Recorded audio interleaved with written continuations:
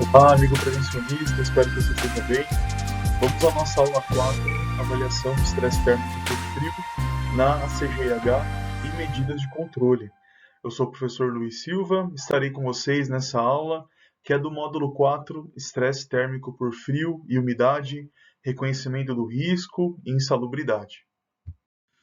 Bom, vou apresentar a vocês os objetivos da aula, que são analisar os critérios e procedimentos para avaliação da exposição ocupacional ao frio, que implica estresse térmico ao trabalhador por hipotermia, conforme normas técnicas vigentes. Também vamos interpretar os requisitos técnicos da ACGH, que seria American Conference of Governmental Industrial Hygienists para exposições ao frio, e apresentar as medidas de prevenção e controle aplicáveis para o estresse térmico por frio. Também disponibilizo a todos as referências bibliográficas que foram utilizadas nessa aula. Estresse térmico por frio e os TLVs da CGH. Então, os TLVs de estresse por frio destinam-se a proteger os trabalhadores dos mais severos efeitos do estresse por frio, que pode gerar hipotermia e lesões por frio, como úlceras na pele. Os TLVs são os limites de tolerância, são os Threshold Limit Values da CGH. E eles descrevem as exposições a condições de trabalho no frio, sobre as quais se acredita que quase todos os trabalhadores podem ser expostos repetidamente, sem efeitos adversos à saúde. Então, diferente dos limites de tolerância que nós temos na NR15, os limites de exposição ocupacional da CGH, eles não afirmam que esse trabalhador estará sadio, ele não terá nenhum tipo de doença quando o valor estiver abaixo do limite de tolerância. Eles colocam que acredita-se que a maioria dos trabalhadores, quase todos, eles não terão nenhum tipo de doença quando a gente controlar o ambiente de trabalho com os valores de intensidade abaixo dos TLVs. O objetivo do TLV é evitar que a temperatura corporal profunda caia abaixo de 36 graus Celsius e evitar lesões por frio nas extremidades do corpo, como lesões também por enregelamento. Além das provisões para a proteção total do corpo, o objetivo do TLV é proteger todas as partes do corpo, com ênfase nas mãos, os pés e a cabeça, de lesões por frio. E nos TLVs da CGH, nós temos, quando nós estamos tratando ali sobre o frio, nós temos os índices de temperatura de resfriamento pelo vento, ITVR. Os ITVR vêm do original do inglês WCT, ou Wind Chill Temperature Index, e integram a velocidade do vento e a temperatura do ar, para estimar o poder de resfriamento do ambiente. Os ITVRs são específicos em sua aplicação, estimando somente o perigo e resfriamento para a pele exposta de pessoas caminhando a 5 km por hora. A pele umedecida, quando exposta ao vento, irá resfriar ainda mais rapidamente, e nesse caso a temperatura ambiente utilizada na tabela do ITVR deve ser 10 graus Celsius abaixo da temperatura de ambiente real. Então essa é a nossa tabela, que está lá na CGH para frio. E o que nós temos aqui, pessoal? Nós temos os índices de temperatura de resfriamento pelo vento, ITVR. Então, na primeira coluna, nós temos a velocidade do vento em km por hora. A gente precisa medir essa velocidade do ar, essa velocidade do vento, com um anemômetro. E a gente vai conseguir obter esse valor. Mas para um ambiente com uma velocidade do vento calmo, sem que você seja perceptível um vento ali importante, a gente vai considerar até 5 km por hora. Então, numa condição dentro de uma empresa, dentro de uma câmara fria, por exemplo, provavelmente vai estar aqui nessa primeira linha. Então, nós temos aqui velocidade do vento de 5 km por hora. A gente vai fazer uma avaliação considerando esse fator aqui, 5 km por hora de velocidade do vento. E daí eu tenho, pessoal, para cada coluna aqui, um valor de temperatura do ar, que a gente vai avaliar com o termômetro de bulbo seco. Tá bom? Então, temperatura do ar aqui em graus Celsius. Mas lembre-se que a gente vai obter aqui um valor, mas se o trabalhador tiver com a pele úmida, a gente vai subtrair 10 graus dessa temperatura real. Então, por exemplo, eu vou considerar aqui uma exposição a uma câmara fria a menos 5 graus Celsius e o trabalhador está muito suado. É um trabalho, né, pesado que ele está desenvolvendo ali dentro da câmara fria e ele está aparentando, a aparência dele demonstra que ele está úmido, ele está suado. Né? Então eu vou diminuir sim, eu vou diminuir 10 graus Celsius desse 5 aqui, desse menos 5, né? Então eu vou considerar menos 15. Né? Para a faixa cinza, né, eu tenho aqui um guia de enregelamento da pele.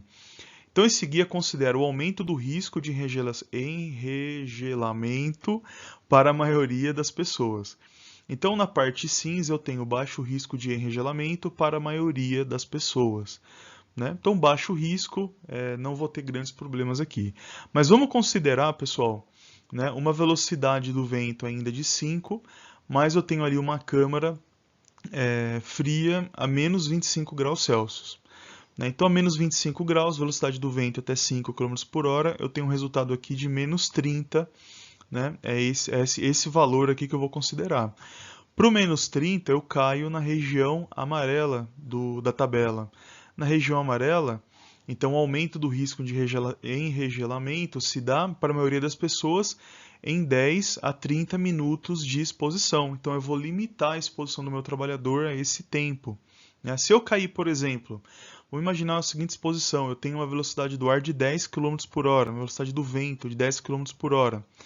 Né? E eu vou ter aqui também uma temperatura na área de trabalho ali de menos 30 graus. Né? Então 10, velocidade do vento, a menos 30 graus, eu vou considerar menos 39. Essa vai ser a sensação térmica do trabalhador. Né? Então, para menos 39, de 10 a 30 minutos de exposição também. Né? E então é assim que a gente vai fazendo a avaliação, né, consideração dessa tabela da CGH para determinar qual o risco de enregelamento da pele do trabalhador. Vamos lá, uma situação mais crítica aqui, por exemplo. Ó. Com velocidade do vento de 5 km por hora, eu posso ter enregelamento da pele, né, em menos de 2 minutos se o trabalhador estiver a uma temperatura de menos 50 graus. Então, a menos 50 graus, o risco de enregelamento é alto em menos de 2 minutos. Né? Se eu tiver, por exemplo, a menos 45 graus, caio nessa faixa vermelha. Então, o risco de enregelamento se dá de 2 a 5 minutos de exposição. Né? Se eu tiver aqui, por exemplo, a partir de menos 35 graus, com velocidade do vento de 5 km por hora, né, caio aqui na faixa laranja, então o risco é maior de enregelamento de 5 a 10 minutos de exposição. Então, pessoal, é dessa forma que a gente vai utilizar essa tabela, lembrando que essa é uma avaliação mais técnica, né? É uma avaliação técnica, não serve para caracterização da insalubridade. O enregelamento da pele, ele só vai acontecer se você estiver exposto, se o trabalhador estiver exposto a uma temperatura menor do que 0 graus Celsius, né? Então, ele não acontece se a temperatura for maior, então não há esse risco, não tem por que eu consultar essa tabela da CGH, né, que nós vimos do ITVR, né, dos índices de temperatura de resfriamento pelo vento. Os ITVRs representam o risco relativo de enregelamento e o tempo previsto para o congelamento da pele que está exposta. E foi escolhida a pele facial porque essa área do corpo é tipicamente não protegida, né, como nós já falamos. Ainda na CGH, quando superfícies frias, abaixo de menos 7 graus Celsius, estiverem ao alcance dos trabalhadores, devem ser alertados para evitar qualquer contato acidental com a pele desprotegida. Então, esse é um valor importante que nós temos na CGH e a gente pode utilizar como referência quando a gente for adotar medidas de controle. Então, se eu tenho superfícies frias e essa temperatura é menor do que menos 7 graus Celsius, ela pode gerar uma queimadura por baixa temperatura na pele da pessoa, né, do trabalhador. Então a gente tem que alertar o trabalhador e protegê-lo também com alguns EPIs para evitar que ele tenha esse contato acidental, né, que ele possa manusear algo nessa temperatura. E se a temperatura do ar estiver igual ou inferior a menos 17,5 graus Celsius, as mãos devem estar protegidas por luvas mitênis, né, que são essas luvas na qual o polegar, na luva o polegar é separado dos demais dedos. Esse é um tipo de luva específica para o trabalho com frio, né, para o trabalho em ambiente frio, mas principalmente para ter contato com superfícies frias.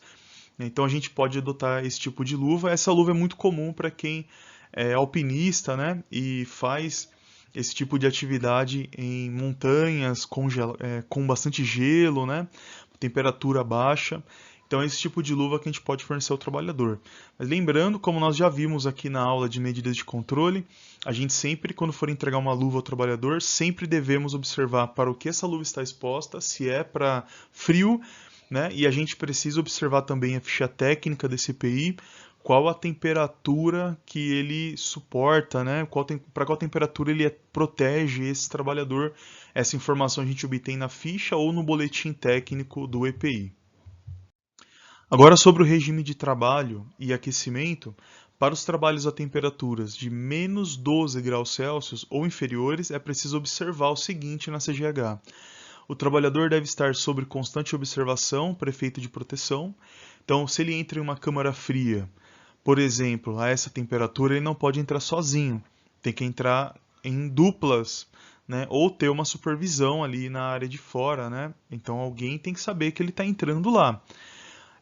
A carga de trabalho não deve ser tão baixa a ponto de causar intensa sudorese, que possa resultar em umedecimento da roupa do trabalhador. Então lembra que nós vimos aqui a importância, né, de manter o controle do trabalhador, primeiro da vestimenta do trabalhador tem que estar sempre seca, né, e também o prejuízo que gera na proteção desse trabalhador se ele estiver com a pele úmida. Não se deve exigir de empregados novos trabalho em tempo integral no frio durante os primeiros dias de trabalho. Então seria uma climatização também pedida pela CGH, mas aqui nós não temos requisitos técnicos, né, fornecidos pela própria CGH. A climatização ela pode ser determinada pelo médico do trabalho e dentro de um programa de aclimatização que pode estar no PCMSO.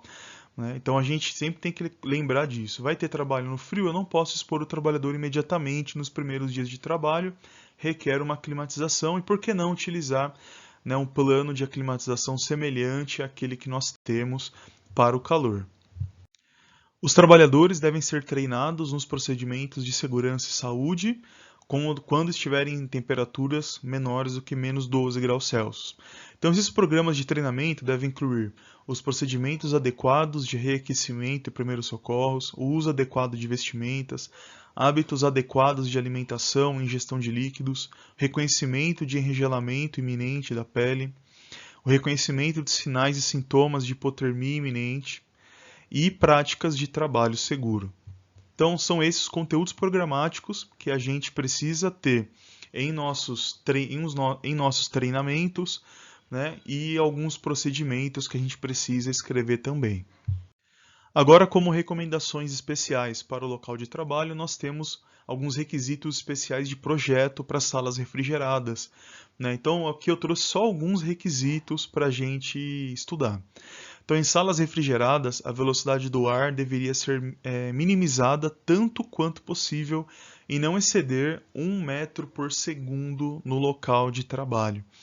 Os trabalhadores que são rotineiramente expostos a temperaturas abaixo de menos 24 graus Celsius, com velocidade do vento menores do que 8 km por hora, ou a temperaturas abaixo de menos 18 graus Celsius, com velocidades do vento maiores que 8 km por hora, deveriam ter atestado médico que os declarasse aptos para tais exposições. Então, esse é um requisito importante para a gente considerar na elaboração do nosso PCMSO, né? na elaboração do nosso PGR e então incluí-lo no PCMSO, observar se o médico do trabalho está incluindo isso quando ele elabora o PCMSO. Né? O atestado médico ASO do trabalhador tem que ter aptidão para trabalhos e exposições ao frio nessas condições. E lembrando que o trabalho é rotineiro, né? Não sei se vocês repararam, mas durante essas aulas de frio eu estou utilizando muitas imagens de centros de distribuição de congelados ou centros de distribuição que são estruturas, né, que refrigeram a parte interna ali do centro de distribuição. Então é algo comum, né, que está abrindo várias empresas desse tipo, e a gente tem que ter atenção a esse trabalhador, porque ele sim fica rotineiramente exposto. Então, se ficar nessa situação, é preciso prever no ASO, né, uma anotação de que ele está apto para o trabalho, né, com exposição ao frio. Bom, vamos lá resumir tudo que nós vimos nessa aula aqui em até 1 minuto. Bom, essa aula foi dedicada ao estudo do frio na CGH, então nós fizemos um recorte aqui de alguns itens da CGH e nós vimos a tabela com os índices de temperatura com a relação do vento, né? Então a gente faz uma avaliação com o termômetro de bulbo seco e a gente avalia também a velocidade do ar com o anemômetro e a gente cruza essas informações em uma tabela e nós podemos com isso verificar qual o risco de enregelamento da pele do trabalhador e qual temperatura que a gente considera como uma temperatura efetiva para o frio, né? E não só a temperatura do ar. Nós vimos alguns requisitos de projeto e um dos mais importantes é que o trabalhador não pode receber diretamente o vento, né, dos equipamentos de refrigeração. Existe um limite bem pequenininho. Na verdade, nós devemos minimizar o quanto for possível a velocidade do ar nesses locais. E nós vimos requisitos também, né, para exame médico do trabalhador, nós vimos requisitos para proteção da pele do trabalhador e também hipotermia. Mas sempre são conhecimentos, né, requisitos técnicos que não são aplicáveis para a caracterização da insalubridade por frio, mas que a gente pode e deve considerá-los quando a gente identificar esse agente de risco, né, o frio, no nosso PGR. E essa foi a nossa aula 4, avaliação do estresse térmico por frio na CGH e medidas de controle, aula do módulo 4, estresse térmico por frio e umidade, reconhecimento do risco e insalubridade. Eu espero que vocês tenham gostado da aula e que ela seja útil para o PGR de vocês. E se você ficou com alguma dúvida, envie sua dúvida ao professor. Mais uma vez, obrigado e até a próxima aula.